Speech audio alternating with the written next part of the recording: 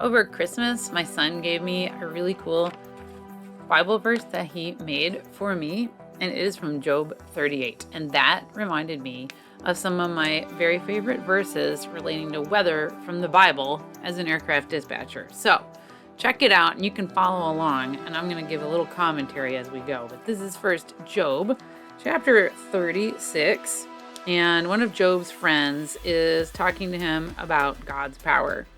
And it says, "How great is our God?" So this is chapter 36 of Job, starting at verse 26.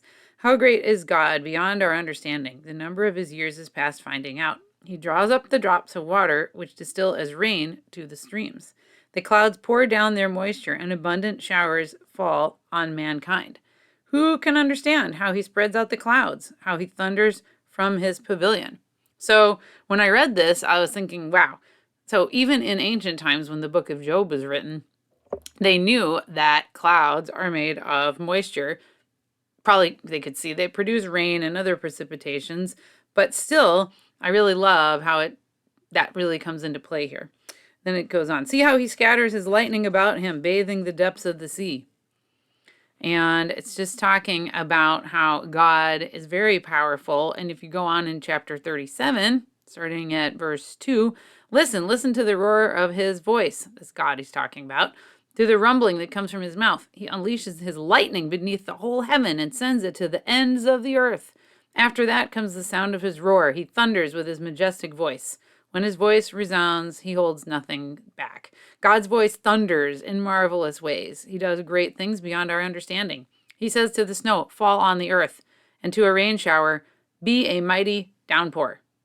I love it. It goes on in the same chapter, 37, verse 9. "The tempest comes out of its chamber, the cold from the driving winds. The breath of God produces ice, and the broad waters become frozen. He loads the clouds with moisture.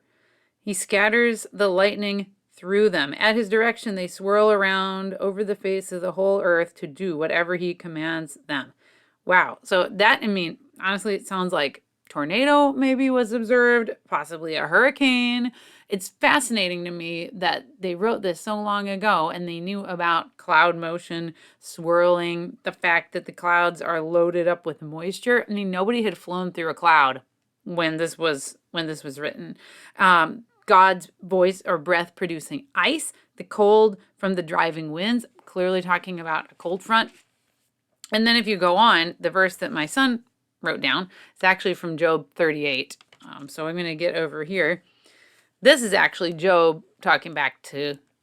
is God talking back to Job. This is Job 38, starting at 22. God says to Job, "Have you entered the storehouses of the snow or seen the storehouses of the hail, which I reserve for times of trouble, for days of war and battle?" I love that image, the storehouse of snow and the storehouse of hail. Like God's got it all stored up. "What is the way to the place where the lightning is dispersed, or the place where the east winds are scattered over the earth? Who cuts a channel for torrents of rain and a path for the thunderstorm? Who does the rain have a father? Who fathers the drops of dew? From whose womb comes the ice? Who gives birth to frost from the heavens, when the waters become hard as stone, when the surface of the deep is frozen?" And then he goes on in 34. "Can you raise your voice to the clouds and cover yourself with a flood of water? Do you send lightning bolts on their way? Did they report to you, 'Here we are'?" And then he keeps going on and says, "Who has the wisdom to count the clouds? Who can tip over the water jars of the heaven?" So I love this too. Like God saying, "Hey, lightning, you go here," and "Hey, lightning, you go there."